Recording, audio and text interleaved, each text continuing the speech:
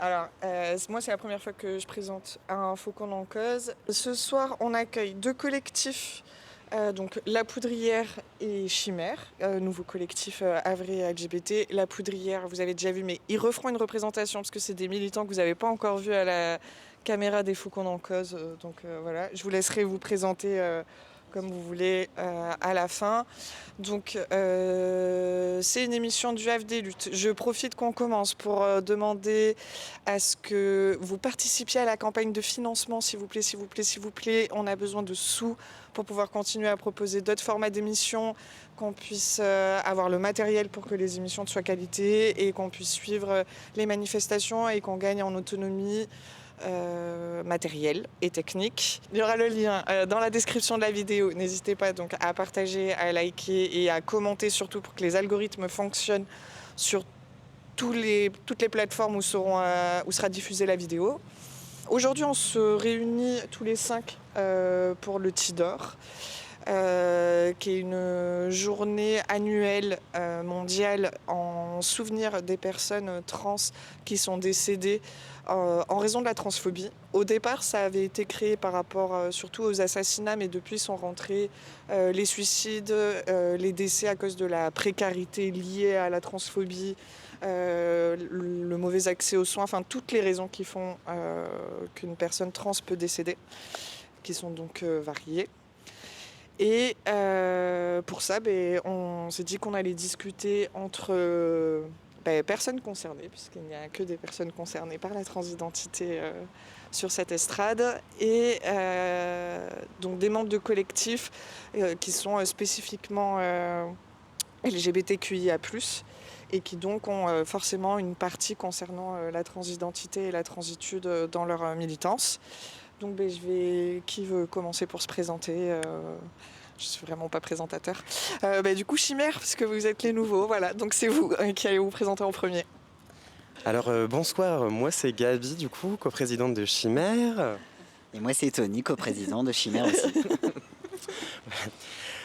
Du coup, nous, Chimère, on a un tout jeune collectif. Voilà, ça fait littéralement moins de 3 mois qu'on existe. Voilà, on a voulu créer ce collectif pour venir en aide aux ADELF, donc de manière générale les personnes LGBTQIA+.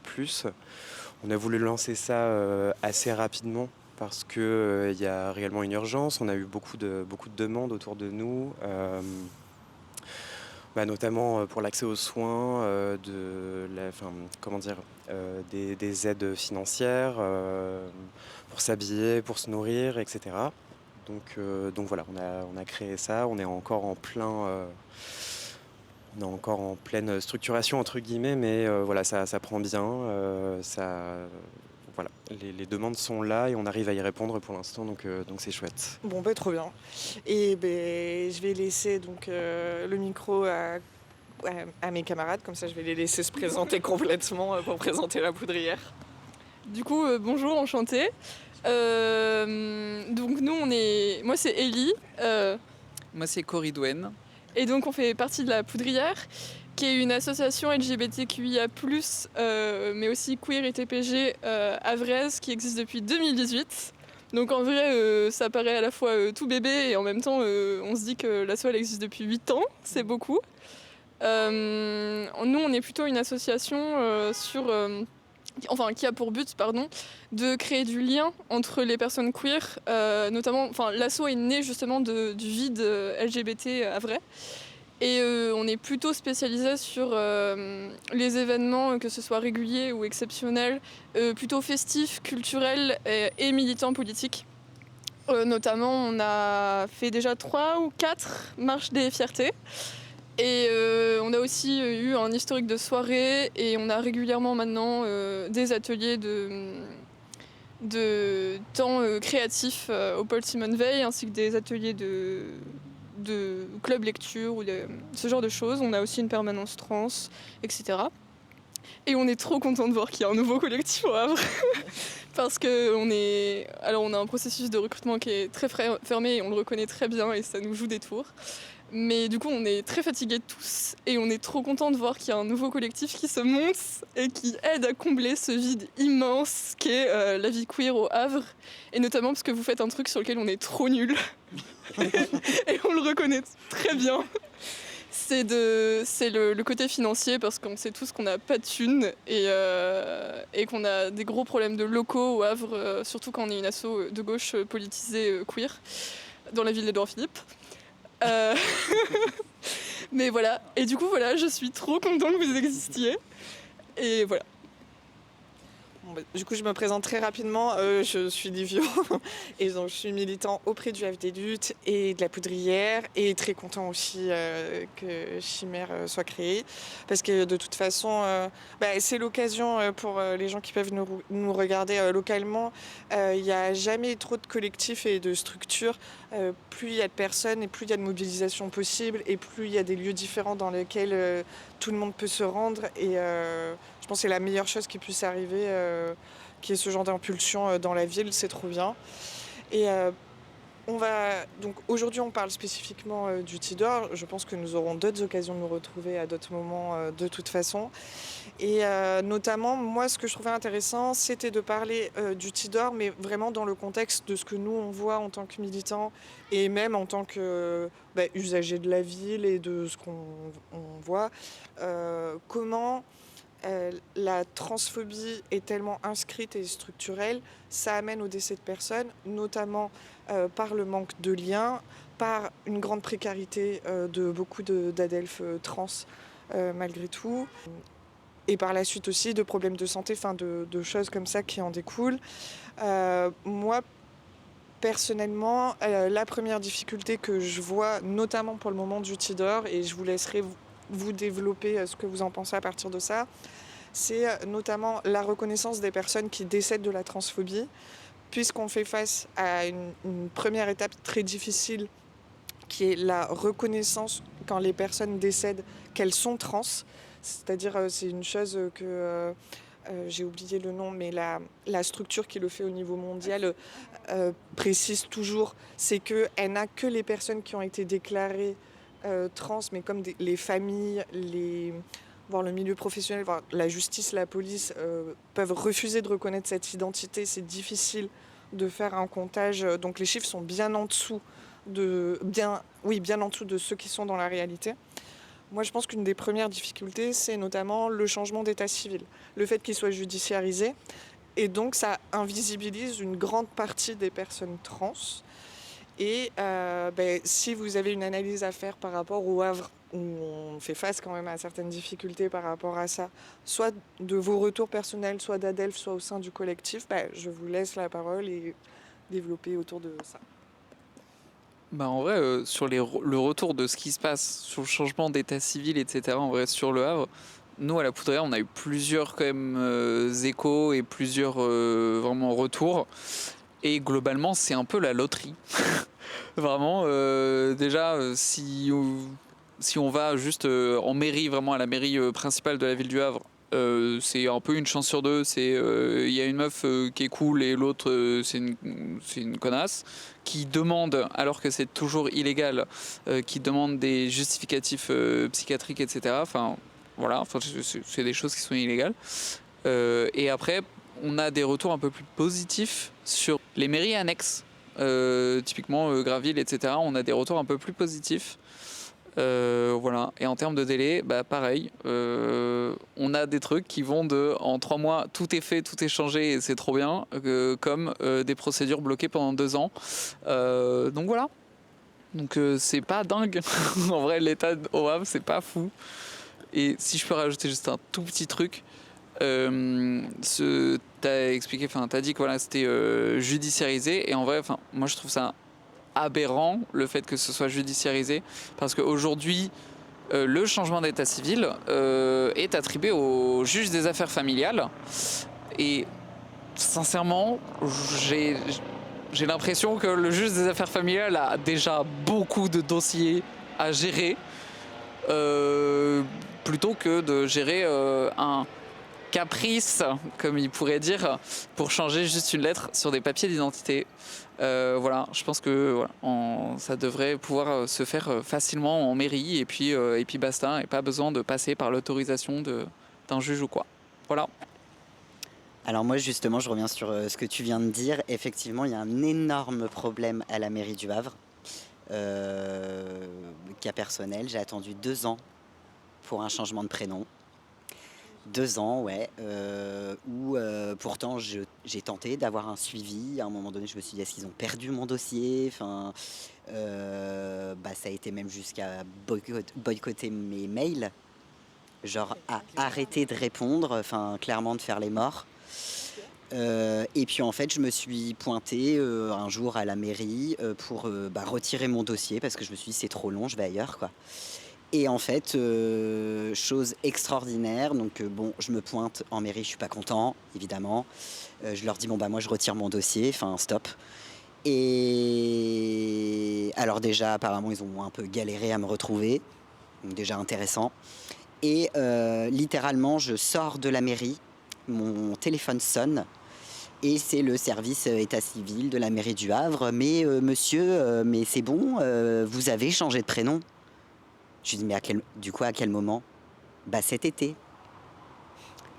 Et qui m'a prévenu, du coup, genre c'est surprise, comment ça se passe? Ah je pensais que c'était ma collègue qui vous avait... Enfin en fait j'avais rien, personne ne m'avait prévenu. Donc ça date d'octobre. Voilà. Et aussi, je me dis, je retourne pas à la mairie du Havre pour aller chercher mes papiers d'identité. Je décide d'aller à la mairie de Montivilliers. Franchement, je le conseille. Ils sont super. Vraiment, c'est vraiment des gens super. Par contre, autre erreur ce coup-ci de la sous-préfecture. Alors moi, ça m'allait très bien. Hein. On m'avait genré en M. J'étais très content. Moi, je me dis, je dis rien, je touche à rien. Bon, sauf qu'à un moment donné, ça a bloqué, évidemment.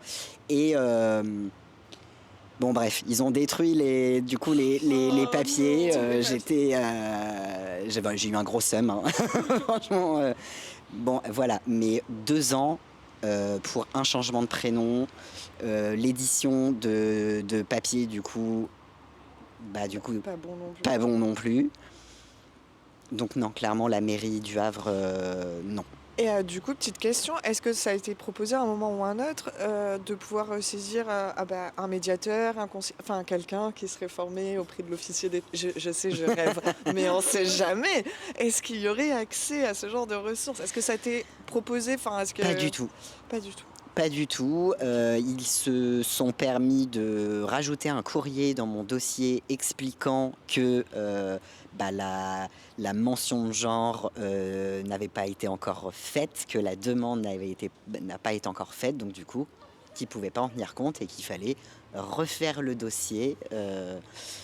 Voilà, ça a été tout un bazar. Bon, du coup, on reste sur une expérience de la mairie du Havre qui est moisie. Ouais, complètement.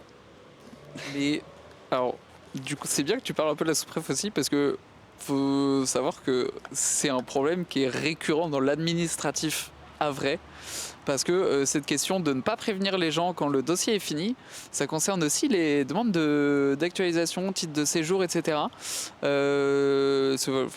Pour avoir parlé plusieurs fois avec des membres de la CETI, donc collectif qui milite justement pour aider les gens sans papier ou à renouveler, etc. Ça arrive assez souvent qu'en fait les dossiers sont prêts. On prévient pas les gens et il faut que tu le devines, il faut que tu ailles te déplacer un peu en présence et dire ouais salut, mon dossier il est prêt ou pas? Et donc voilà, c'est un problème qui est genre là un peu partout quoi. Ouais. Mais du coup nous sur un de nos témoignages il y a une personne qui du coup pareil avait fait demande de changement de prénom, ça avait traîné de fou et cette personne là en perm et tout était venue demander conseil de comment est-ce qu'elle pourrait régler la situation. Tout ce qu'on lui avait conseillé, c'était de renvoyer un mail, de retourner voir justement pour mais un mail un peu salé en mode si c'est pas fait, je vais appeler des trucs au-dessus, juridiction, etc. Bizarrement, moins d'1 mois après, le changement d'état civil était fait. Donc voilà. Quand tu mets un petit peu de pression, des fois, ça passe. Ouais, Mais moi j'ai tenté, ça n'a pas fonctionné, hein, clairement. quel enfer. Et autre truc, moi là c'est pas sur le Havre, mais on a un bénéficiaire qui s'était vu refuser son changement de prénom parce que c'était considéré comme un surnom. Voilà. On lui a dit bah non, non t'as pas le droit de t'appeler comme ça parce que bon c'est un surnom. Allez salut. Ouais. Voilà. Moi, ils m'ont un petit peu saoulé sur le 2e et 3e prénom, quoi. Bah, j'en veux pas, merci. Enfin, oui, mais vous en avez sur vos premiers papiers. Bah, je m'en fous, en fait. Enfin, là, j'ai le choix, tu permets. Le changement de prénom et de genre, je ne sais pas qui voudra en parler ensuite, mais je pense que ce qui pourrait être pas mal, c'est qu'on montre à quel point ça peut être nécessaire pour nous dans notre quotidien. Parce que notamment, d'un point de vue administratif, ça peut nous outer dès qu'on fait une démarche Ouais. et qu'on n'a pas envie forcément de devoir expliquer pourquoi il y a un F et un prénom féminin ou M et un prénom masculin. Enfin, toutes ces choses-là qui rendent le quotidien très désagréable. Et puis pour celles qui font des transitions, donc avec une hormonothérapie, enfin un accompagnement médical et tout, il y a aussi ce moment qui est hyper délicat où ta tête ne ressemble plus au papier que tu as entre les mains et tu crées un sentiment de défiance chez les personnes en face de toi qui te remettent en question dans ce que tu dis. Enfin, moi, là, ça m'est arrivé il n'y a pas longtemps, puis ça arrive à un copain aussi où la personne nous dit non mais faut pas venir avec les papiers de votre femme et oui et ben du coup c'est pas les siens, merci. Et en fait toutes ces choses là qui peuvent être extrêmement désagréables, et quand on n'est pas isolé, qu'on a des gens avec qui on peut en parler, et ça c'est désagréable, mais ça se gère. Mais l'impact peut être très fort pour pas mal de personnes parce qu'ils sont plutôt seuls. Des fois, les personnels en face peuvent être assez agressifs aussi.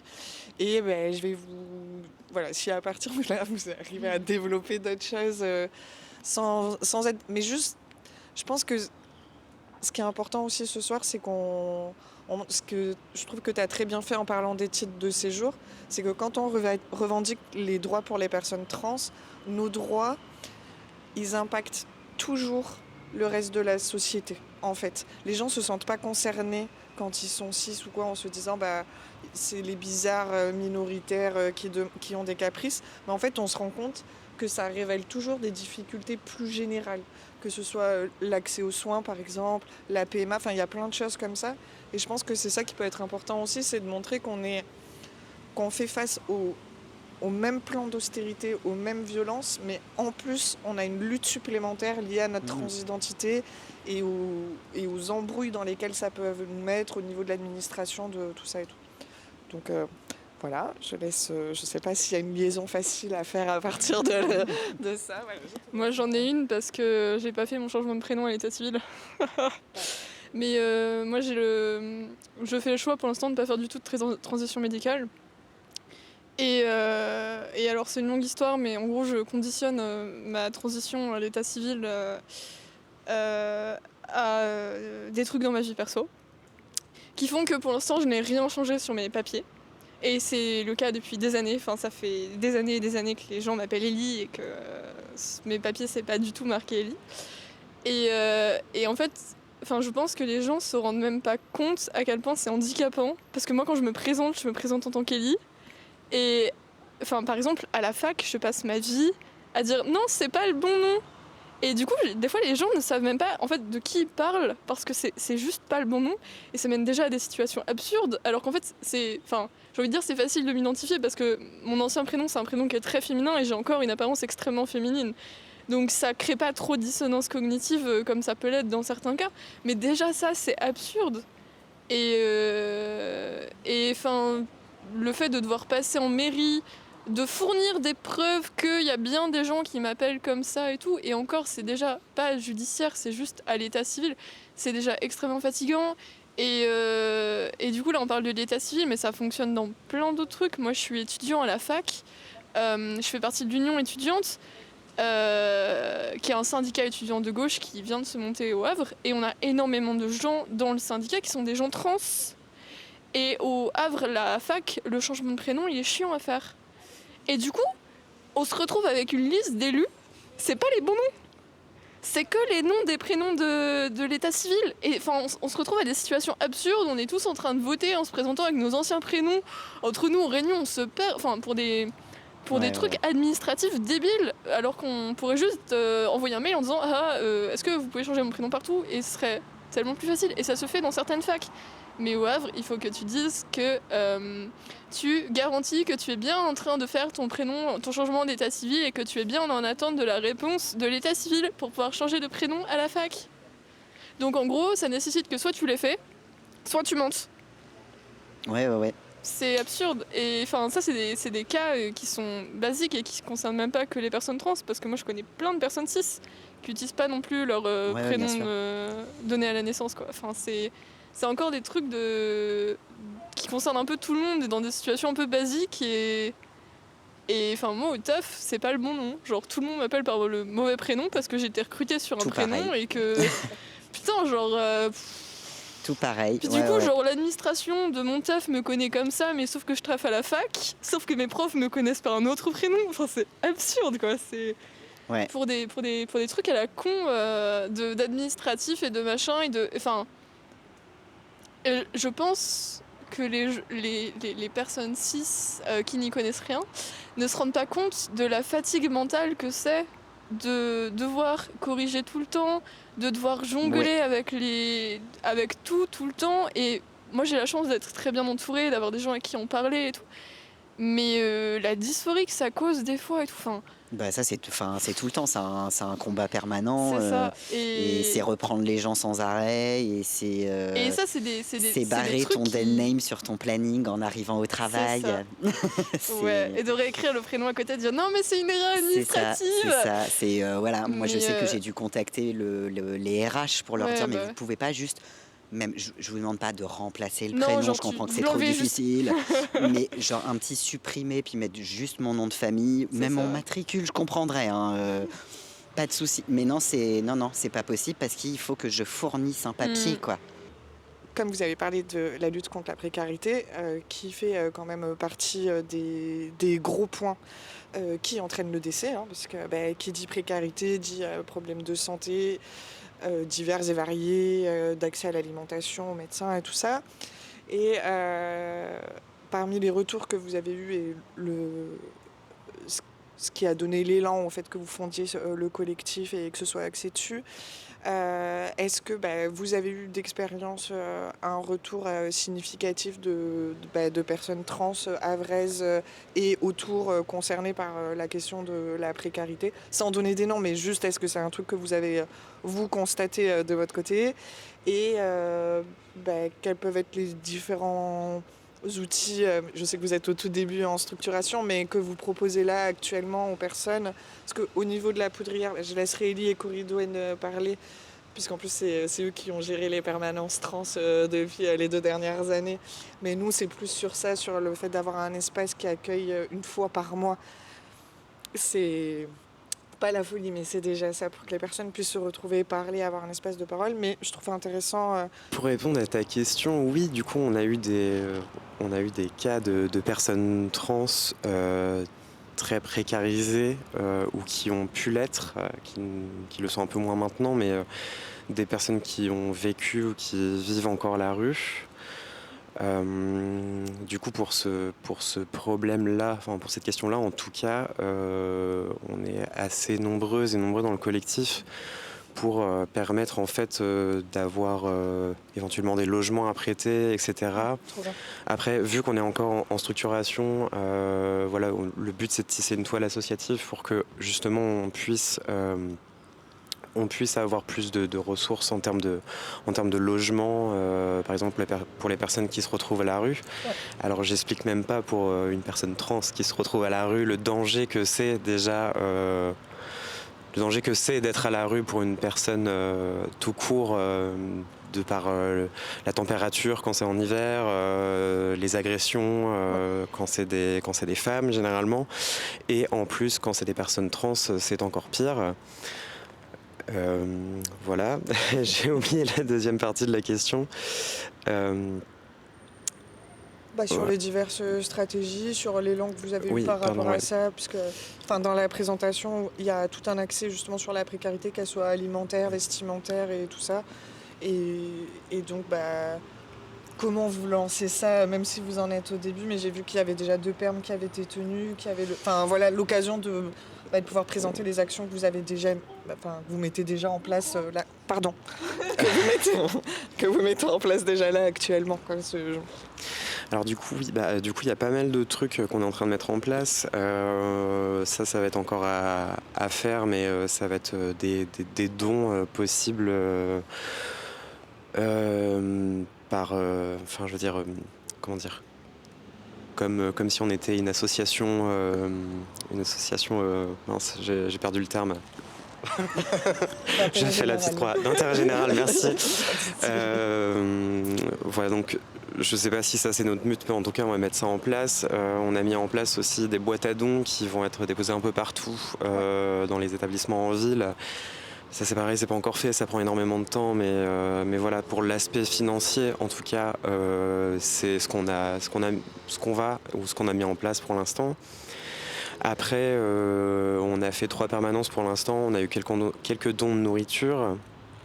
Donc voilà, le plus important c'est d'avoir quand même de la nourriture sèche, etc., qu'on puisse conserver pour après voilà, répondre à des demandes. Voilà, pour l'instant je sais pas si tu veux rajouter quelque chose. On a aussi mis en place du coup des vêtements à prix libre. Là, on est en train de préparer aussi du merch du coup pour pouvoir récupérer du coup l'argent qu'on va se faire grâce à cette vente-là pour mettre en place aussi d'autres choses. Enfin, essayer d'un peu de rouler toujours un peu comme ça pour que déjà créer une trésorerie. Démarrer un petit peu comme ça pour ensuite pouvoir redistribuer autant qu'on peut pour ceux qui en ont vraiment besoin, quoi. Trop bien, franchement, trop bonne piste. C'est l'occasion de rappeler, je fais de la pub pour le FD Lutte, mais lisez nos articles récents. Alors certes, ils sont concentrés sur Édouard Philippe, mais il y a le rapport d'Édouard Philippe avec les associations et justement la difficulté qu'il y a pour les associations avec la suppression de l'ISF et d'un certain nombre d'aides où on peut avoir du mal à récolter des dons et donc où il faut trouver des fonctionnements économiques qui permettent d'être solidaires en sachant que ça peut créer des difficultés puisque comme on n'a pas de but lucratif, il faut avoir du temps, de l'énergie, la plupart. Je suppose que ça doit être comme nous, c'est que du bénévolat, donc c'est en plus de la charge qu'on peut avoir dans son travail, sa vie personnelle et tout ça. Donc en vrai, trop bien. C'est trop cool que vous ayez lancé ça. Si je peux juste rajouter quelque chose sur le collectif, du coup, et aussi vu qu'on parle du Tédor et de la précarité et en fait simplement de la mort des personnes trans, personnellement en tant que personne extrêmement précaire, lorsqu'on n'a pas d'argent, qu'on a du mal à se nourrir, qu'on a du mal à se divertir entre guillemets, en fait le suicide c'est quelque chose qui peut venir très vite en tête en fait. Voilà, c'est ce que je voulais rajouter par rapport à ça et aussi l'argent qu'on récolte, ça va être aussi pour permettre l'accès aux soins psychologiques, l'accès justement au parcours de transition qui sont juste qui devraient être des choses qui devraient être normales en fait. Voilà. Donc,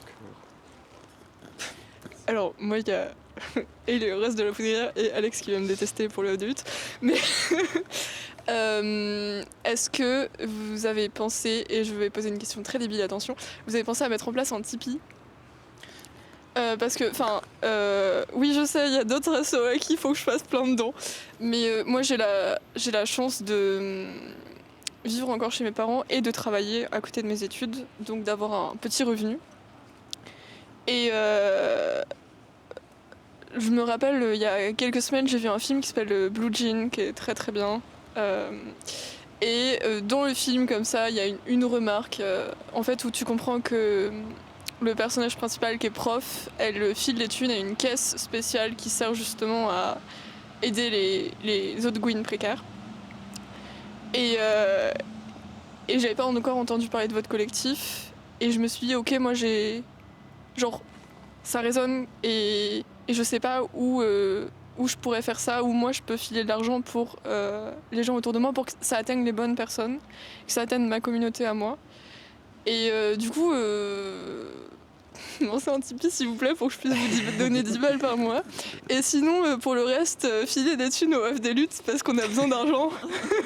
Et donner de l'argent à la poudrière aussi s'il vous plaît. Parce que du coup, je rebondis sur Édouard Philippe. Mais vous le savez autant que nous, c'est extrêmement difficile d'avoir des locaux associatifs au Havre. Nous, la Poudrière, on a la chance d'être hébergés au Paul Simon Veil 1 fois et demie par semaine. Et autant on est ravis d'avoir accès à un lieu qui est accessible pour les personnes à mobilité réduite et qui est accessible au niveau des transports en commun et qui est assez grand pour pouvoir accueillir des tables où on peut projeter des choses comme ça.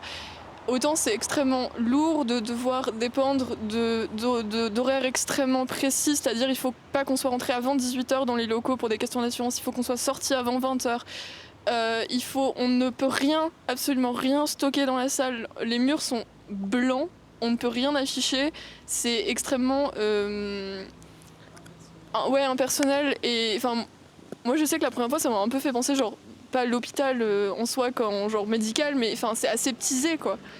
Et pour une association qui veut créer du lien, l'asepsie ça donne pas envie. Et nous on rêve d'avoir un local qui nous appartient aussi, donc filez des thunes s'il vous plaît. Mais d'abord au Chimère, c'est important aussi. Du coup, je vais rebondir et sur l'accompagnement psy et ce que tu disais, le risque suicidaire, c'est une information et je te passerai après la parole, mais à rappeler qui est hyper importante, c'est l'accès au parcours de transition pour celles qui le souhaitent.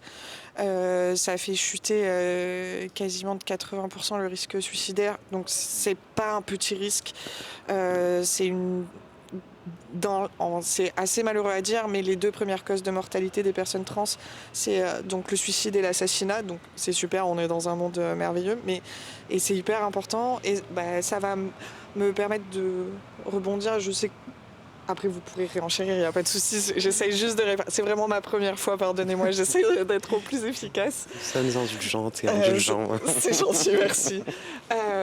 Et du coup, les permanences trans que la Poudrière tient donc 1 fois par mois, c'est notamment dans cette idée qu'il y a un espace dans lequel on peut se retrouver en non-mixité choisie, où on peut se parler de choses sans avoir besoin de faire de la pédagogie, de devoir expliquer aux personnes autour pourquoi on utilise tel ou tel terme, et parler de choses qui peuvent être aussi relativement très intimes, parce que c'est très souvent reproché aux militants LGBTQI+, c'est de vouloir être sur la place publique, mais en vrai on est obligé de rendre notre intime public si on veut obtenir un peu de droits, mais on est quand même beaucoup à pas franchement avoir envie de raconter nos vies privées à de parfaits inconnus et devoir en plus faire de la pédagogie sur notre vie privée.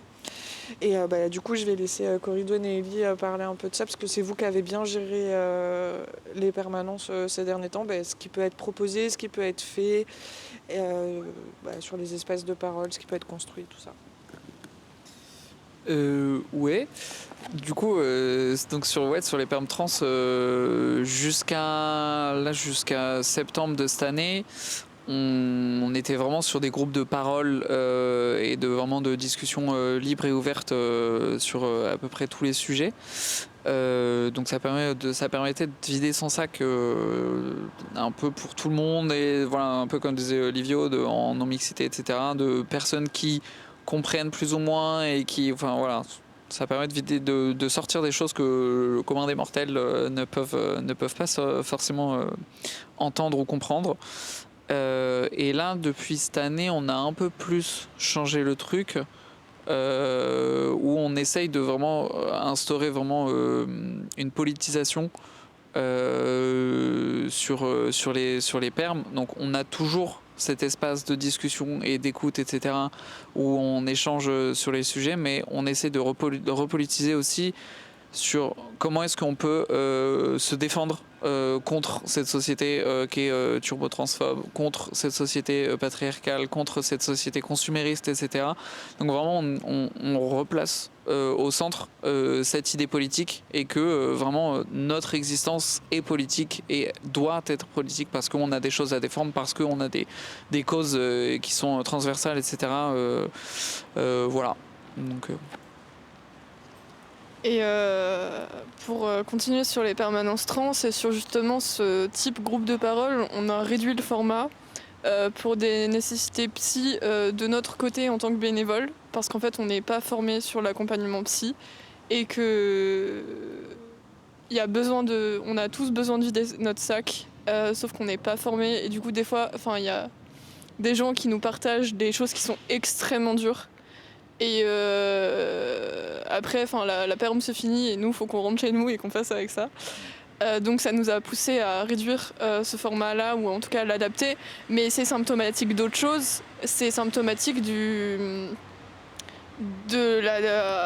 manque de formation du personnel médical, mais y compris du personnel psy, sur la question de la transidentité. Et du coup, petit rappel, parce que ici autour de moi tout le monde le sait, mais la transidentité n'est pas un trouble psychiatrique. Ça a été dépsychiatrisé. Et pour les personnes qui ont des troubles psy déclarés,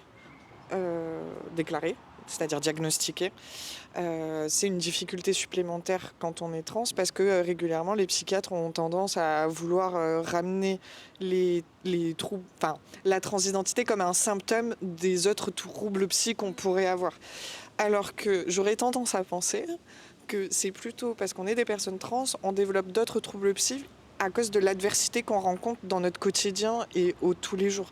Parce que mais je pense que c'est important qu'on le dise, enfin qu'on le pose comme ça, parce qu'en fait, souvent ils sont là. Enfin, quand on voit par exemple la droite, l'extrême droite parler de nous et tout, ils sont là, à regarder-les, ils sont pimpins. Bon, je suis gentille quand je dis pimpins parce que eux, c'est pas comme ça qu'ils nous appellent, mais voilà, c'est comme ça qu'ils parlent de nous. Mais en fait, c'est pas parce qu'on est trans, mais c'est pas parce que c'est un trouble psy, c'est parce que juste quand tu fais face à de l'adversité dans ton quotidien, dans tellement d'échanges et tout ça, oui, les troubles anxieux se développent, la dépression, le risque suicide. Mais c'est juste la société qui est tellement pas accueillante et tellement pas faite pour nous, forcément, il y a des comorbidités qui se développent. Et c'est une victoire récente, puisque c'est 2020, 2016, la dépsychiatrisation. Voilà, Ouais, du coup, 2016, donc c'est la dépsychiatrisation de la pathologie liée à la dysphorie de genre et du coup trouble de l'identité. Enfin bref, c'est un bordel. Mais ouais, ça a été retiré en 2016, ce truc-là. Alors ouais, ça a été retiré, mais ça change pas que, par exemple, dans mon parcours de transition, par exemple, les psychiatres, les endocrinologues à qui j'ai fait face devaient d'abord vérifier pendant 1 an et demi si j'étais pas schizophrène, devoir vérifier avec mon psychiatre, mon suivi psychiatrique au Havre, si j'étais pas schizophrène. Puis en plus, no offense, voilà. Mais tu peux être trans et schizophrène Tu et que peux ta être trans et transidentité n'a schizophrène. rien à voir avec Voilà. ta schizophrénie. Exactement, voilà, c'est ça. Mais oui, en vrai, tu as totalement raison. Aujourd'hui, c'est illégal, mais c'est encore pratiqué par énormément de praticiens, de personnels soignants, etc. Notamment des endocrinologues qui vraiment insistent très très fortement sur l'utilité d'un certificat psychiatrique. Vraiment, mais en fait, ils utilisent le mot... ils incitent à... Mais en fait, ils obligent à, parce que il y en a certains, et beaucoup même, si tu ne leur fournis pas ce certificat, ils ne te délivrent pas les hormones. Et donc, c'est une forme d'interdiction, et c'est... Voilà. En fait, ça a été dépathologisé, mais en vérité, ça ne l'est pas. Et pour, par exemple, avoir une affection longue durée, affectation longue durée, je crois, si je me trompe pas, mais affection longue durée, voilà, merci. Par exemple, ma médecin généraliste a écrit dans la case pathologie transidentité, par exemple. Donc, ça l'est pas vraiment en fait. Pour continuer, pour rebondir ce que Cory disait sur les comportements abusifs des médecins, on est tellement dans la dèche au Havre, je sais pas si vous avez été confronté à ça, mais nous on a régulièrement des gens qui viennent nous voir en permanence pour nous demander justement des conseils sur qui aller voir. Et nous on se retrouve à conseiller les gens en leur disant cette personne-là, elle a une manière de faire problématique. Le problème, c'est que si tu ne peux pas te déplacer en dehors du Havre, il n'y a qu'elle. Et on se retrouve à conseiller des médecins qui sont problématiques parce que soit c'est les seuls dans leur discipline qui prennent encore des patients au niveau local, soit ils prennent... ils ont en gros quand on fait une transition médicale, on peut passer soit par le parcours privé, soit par le parcours public. Si c'est le parcours public, c'est en partie pris en charge, en partie. Du coup, ça coûte moins cher. Donc en général, quand tu es précaire, tu passes par le public. Mais pareil, le public, c'est compliqué parce que les délais sont immenses et tu te retrouves à devoir fournir des formulaires dans lesquels tu peux te passer si tu passes dans le privé. Enfin, c'est un bourbier. Mais du coup, on se retrouve à conseiller, entre guillemets, des soignants qu'on ne devrait pas recommander. Parce qu'on est dans, merci Edouard Philippe, dans un désert médical. Et ça passe pour tout. Et que ce soit les psys, que ce soit les endocs, que ce soit les putains de médecins généralistes. Et ça ne concerne en plus pas que les personnes trans. Parce que pour le coup, le désert médical au Havre, je pense que si on se balade et qu'on va voir n'importe qui qu'on croise dans la rue, il y a genre une chance sur deux que la personne n'ait pas de médecin généraliste, voire même genre 3 chances sur 4. Et je n'ai pas la statistique exacte, mais enfin, pareil, le truc du désert médical, ça nous affecte nous particulièrement, mais ça affecte tout le monde, et c'est un truc qui est dingue, et comme le reste du Havre, il faut qu'on aille jusqu'à Paris pour trouver quelqu'un qui accepte de nous soigner, enfin... Et ça veut pas dire nous soigner bien. Est-ce que vous voulez prendre... Parce qu'en vrai, là, j'ai envie de faire mon petit instant nerd. Genre... Parce que en vrai, ouais, j'ai un peu préparé des chiffres et des trucs et machin. Voilà. Donc je peux... Si je prends trop de temps, n'hésitez pas à me dire ta gueule. Ok. Mais parce que ouais, on parlait... on parle de santé mentale, etc. là tout de suite. Et on a parlé pas mal du coup de... Et donc les chiffres entre octobre 2023 et septembre 2024, on est sur 350 personnes qui ont été tuées parce qu'elles sont trans. Ça porte ce chiffre à plus de 5000 aujourd'hui dans le monde. Encore une fois, comme Livio l'avait expliqué tout au début, en vrai c'est des chiffres qui sont minimisés parce qu'il y a plein de choses qui ne sont pas prises en compte, notamment dans ces comptages, le est très peu pris en compte parce que c'est hyper dur de trouver les informations sur le etc. Donc ce chiffre là ne concerne que les personnes qui ont été tuées, assassinées, etc. Dans 94% du temps, ce sont des transféminicides. Donc voilà. La profession qui est la plus touchée, c'est le travail du sexe. Et je pense que le travail du sexe, malheureusement, dans un milieu précaire, etc., c'est entre guillemets une facilité pour essayer de sortir et de se dépatouiller dans cette précarité, etc. Mais en fait, c'est un enfer derrière. Et ça amène sur du coup des dérives graves comme la mort, etc. Donc et ça pour le coup c'est un problème pareil qui est transposable à toute personne cis, etc. De manière générale le travail du sexe c'est pas dingo, notamment pour les meufs. Je me permets sur le travail du sexe, du coup, vu qu'on en parle. En France, on a en gros, le travail du sexe, il y a deux visions.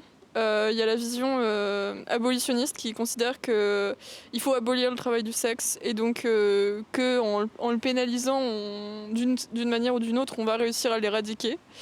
Et il y a ce que moi j'appelle les législationnistes, ou je sais plus le mot précis, mais les légalistes, voilà, merci Livio, qui en gros considèrent qu'il faut légiférer le travail du sexe. Parce que de toute façon, ça existera toujours et que si ça existe, il faut protéger les putes et que ça passe par des lois. En France, en ce moment, on est sur une, et depuis très longtemps, on est sur une vision purement abolitionniste. Et en fait, ça marche pas. Enfin, obviously, ça marche pas. Et en fait, ça met juste en danger les putes. Et il faut savoir que dans les transféminicides, du coup, il y a énormément de femmes trans qui sont TDS et qui sont en fait assassinées par leurs clients. Et du coup, écoutez, les TDS, elles font du super taf. Et notamment, il y a le STRAS qui est très carré. C'est le syndicat principal en France. Allez voir ce qu'ils font. Ils font un travail de fou sur cette question-là, avec des propositions soit de loi, soit d'encadrement. Enfin, vraiment, ils ont un travail de malade. Et ils rappellent assez régulièrement que les mentions de genre, les systèmes de carte d'identité, les trucs comme ça qui nous impactent, ça a souvent été créé à l'origine pour contrôler et réprimer les TDS. Et notamment là, les dangers qu'il y a avec toutes les demandes d'autorisation de papier, donc de contrôle d'Internet, ils le font rentrer par la pornographie, mais c'est parce que c'est une posture morale qui permet de mettre en place énormément d'outils répressifs tout en abandonnant les personnes concernées face à la violence de la société. Du coup, c'était juste cette petite parenthèse, je te laisse finir. Ouais, donc ouais, voilà, pas Jojo, tout ça. Mais, et donc, dans tout ça, donc il y a 94%, c'est des transféminicides, mais du coup, il y a 93%, ça concerne des personnes racisées. Donc vraiment, problème, on est sur un problème juste systémique sociétal, vraiment qui se reflète du coup aussi sur les personnes cis et toute la société aujourd'hui, où les personnes racisées, les femmes sont beaucoup plus victimes d'assassinats, etc. Donc encore une fois, tout nous concerne, on est tous concernés par la même chose et on ne lutte pas que pour nous, mais on lutte vraiment pour tout le monde. Voilà. Et du coup, pour faire un ajout un peu là-dessus, sur le manque d'informations et de comptage par rapport au site, etc., j'ai quelques chiffres aussi sur le site où, donc selon la revue spécialisée and the Transgender Experience Public Health Crisis, sortie en 2020, 40% des personnes trans ont au moins fait une tentative dans leur vie. C'est énorme, 40%. Ça concerne 2/3 des personnes trans de 14 à 18 ans qui ont déjà sérieusement pensé au suicide. On est sur, de manière générale, sur la population mondiale, on est à peu près sur un taux de 21 pour 100 000 personnes, sur un taux le taux de mortalité par chez les personnes trans, on avoisine les 75 pour 100 000. Voilà. Ce chiffre fait peur, juste. Donc voilà. Je pense que les personnes trans, on représente tout ça et on le voit avec les transféminicides et le fait que ce soit des femmes racisées et tout, parce qu'en fait on met une loupe sur tout ce qui est vraiment le cœur des difficultés de notre société avec l'intersection du racisme, de la classe et du genre. Et en fait, les femmes transracisées, elles se prennent de plein fouet ce gros nœud-là qui nous pose à tous problème, mais où tout le monde veut mettre le cachet et surtout pas qu'on le voit. Et donc, pour le coup, nos sœurs femmes trans, c'est celles qui se prennent le plus de violence. D'ailleurs, ça, on a pu le voir, que ce soit, même quand elles sont connues internationalement, elles en prennent plein la tête. Et ça sert même d'outil de répression à la droite et à l'extrême droite. On le voit notamment avec tout le développement de la transvestigation. C'est-à-dire suspecter des femmes cis d'être des femmes trans pour les discréditer. On l'a vu avec Iman Khelif, donc là il y a le racisme aussi en plus, puisque c'est une femme racisée et ça se constate beaucoup aux États-Unis, notamment les femmes cis qui ont été agressées parce que suspectées d'être femmes trans, la plupart étaient des femmes racisées. Brigitte Macron, qui, moi, par exemple... Ouais, mais je suis désolée, je trouve ça vachement plus problématique à 40 ans de se taper un ado de 15 que potentiellement être... mais les gens, ils sont fixés sur la potentialité que ça serait une femme trans. Mais le fait de s'en défendre aussi participe à ça. C'est-à-dire les personnes cis, quand elles se vexent en disant « mais dis pas ça de moi, je le suis pas », ah, mais c'est pas une insulte. En vrai, quand vous faites ça, vous supportez la transphobie. Et c'est un peu ça que je voulais dire, c'est que quand on vous dit qu'on fait cette émission-là, on essaye, il y a le Tidor qui arrive le 20 novembre, qui est donc organisé par une coalition plus large. Il y a nos 2 collectifs, mais il y a aussi d'autres personnes qui n'appartiennent pas forcément à des collectifs. Ce sont toutes des personnes concernées qui montent cette journée localement au Havre.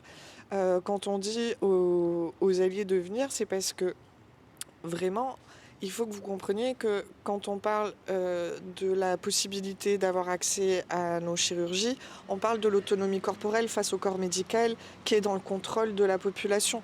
Quand on lutte pour la dépsychiatrisation et qu'elle soit prise en compte, c'est aussi une lutte plus large de lutte contre la psychiatrie qui est un organe de contrôle social. Quand on parle... Et vraiment ça, je pense que c'est important et c'est... Ce que Corridon Naïli parlait en disant politiser, c'est pas forcément... Nous, on va pas vous appeler à voter pour un parti, pour quoi que ce soit. Bon, on va pas se mentir, à gauche quand même. Voilà, s'il vous plaît, faites un effort. Mais ça peut être varié à gauche. Le PS n'en fait pas partie, je suis désolée. Je vous l'annonce aussi quand même. Je profite de cet espace pour vous dire ça. Mais après, c'est vraiment...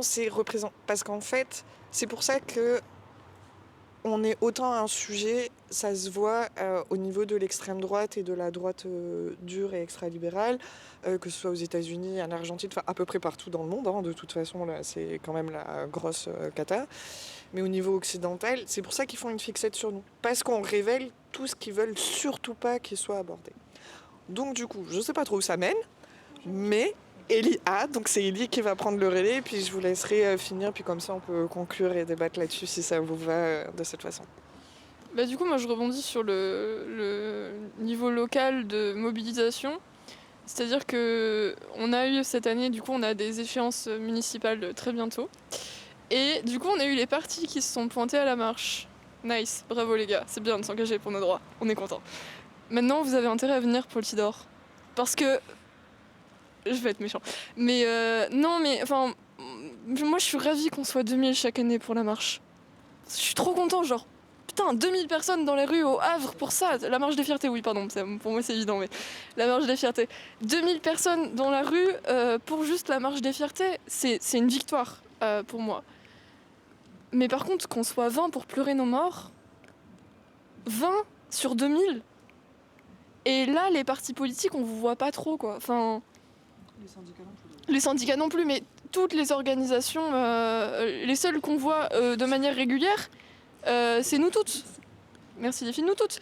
Mais merci les personnes de nous toutes. Pardon. Merci nous toutes de venir quasiment chaque année et tout. Mais c'est les seuls. Enfin, les syndicats, vous êtes censés être là aussi et ça vous concerne aussi, et les partis politiques de gauche là qui sont très ravis de brandir leur drapeau en manif et qu'on est content qu'ils s'engagent pour nos droits, bah ça passe par ça aussi.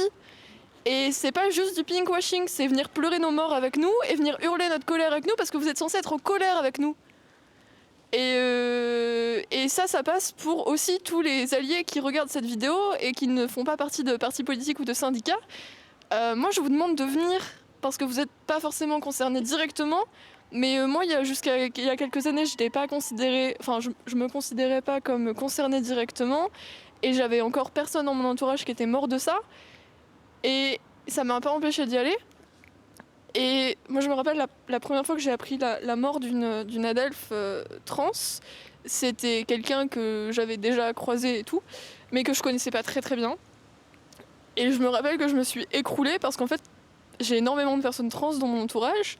Et la pensée qui m'est venue, c'est qui le prochain ?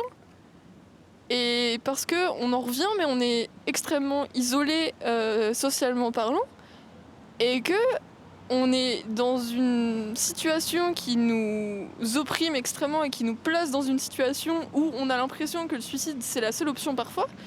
Et le fait que vous veniez et qu'on soit pas 20 cette année pour le Tidor, c'est nous montrer que on compte, c'est qu'on est important et que c'est possible de faire du lien social avec le reste de la société. Et ça, c'est nécessaire. Voilà, j'ai fini de vous engueuler. Suivant.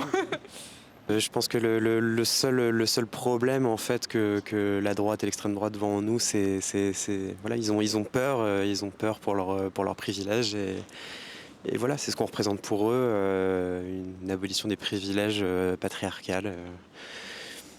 Et voilà, juste. Moi, juste en fait, sur l'accueil des personnes au Tidor, pour moi, c'est pas une question de genre, de couleur de peau, de religion. Enfin, chaque vie compte. On est tous concernés, je pense. Enfin, pour moi, c'est vraiment une histoire d'humanité. C'est soit on traverse tout ensemble, soit on fait rien. Enfin, mais on peut pas faire de demi-mesure. Pour moi, le collectif, c'est ça. C'est voilà, c'est d'être ensemble. Bah, je vais profiter. Ça va être le moment du short.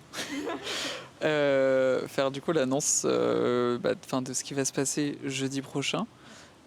Donc jeudi 20 novembre, avec le collectif Chimère, La Poudrière et des militants hors cadre associatif, on a organisé et on a réfléchi une suite d'événements pour rendre honneur à nos adelphes décédés. Ça prendra la forme donc, de 18h. On se rejoint au niveau du Square Walker pour un hommage, rendre honneur et rendre honneur aux personnes décédées de la transphobie en non-mixité entre personnes concernées et ou endeuillées. Donc voilà, c'est hyper important pour nous d'avoir un moment intimiste entre nous pour vraiment qu'on puisse évacuer tous ces sentiments horribles vis-à-vis de la mort de nos adelphes. Après, on va entamer une marche pour se rendre au palais de justice. Et là, c'est là que vous allez être invités, les alliés, etc. Et le monde militant à gauche, et pas que militant, mais voilà, pour un moment plus revendicatif où on va exprimer clairement les revendications, clairement ce qui ne va pas dans les gens de notre camp, ce qui ne va pas dans la société, etc. Enfin voilà, avoir tout un moment revendicatif, voilà. Et après, on terminera sur un moment un peu plus convivial pour essayer de communiquer entre nous, de se rencontrer, etc.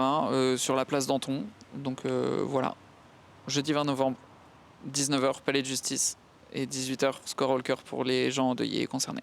Alors moi, j'ai pas grand-chose de plus à dire, à part suivez les différents collectifs qui vous auront été présentés ce soir, donnez de la force, donnez du temps, donnez de l'argent si vous pouvez, parce que on est beaucoup, c'est notre temps qu'on peut donner, mais pas forcément notre argent, voilà, je pense, autour de cette estrade. Et du coup, pareil, impliquez-vous dans de la militance. Toujours éviter la droite, mais je veux dire, impliquez-vous. Le PS aussi. Voilà. Mais impliquez-vous parce qu'on en a besoin. On est dans une période charnière. Il y a plein de choses qui se cassent la figure, notamment dans notre société en France. On a des grosses échéances qui arrivent, municipales, présidentielles et législatives. Ça va vraiment s'enchaîner. Ça va donner des trajectoires radicalement différentes en fonction de qui va remporter ces échéances électorales. Et on va avoir besoin que que nous, en fait, la vie civile, on soit plus impliqués pour avoir un vrai rapport de force au vu de tout, justement, ces politiciens et qui font cette politique politicienne où ils sont plus attachés à garder leur siège, à garder leurs indemnités de ouf, leurs différents mandats et tout, en n'ayant rien à faire de ce qui nous arrive de manière large. Et donc faites ça, on ne se fait pas concurrence les uns les autres, au contraire ça donnera plus d'impact, plus de force. Donc voilà, moi je vous invite à suivre, il y a déjà ces 3 collectifs-là qui vous ont été présentés ce soir, mais il y en a d'autres qui existent, notamment au Havre et sur la région, et je ne les connais pas tous, loin de là. Mais renseignez-vous, impliquez-vous, il y a énormément de choses qui nous attendent, énormément de chantiers, donc allez-y, go for it quoi, on y va. Je sais pas, si quelqu'un veut un petit mot de la fin en plus, C'était un très beau mot de la fin, bravo Olivier. Oh merci, c'est gentil, ma flatterie, ça fait toujours du bien.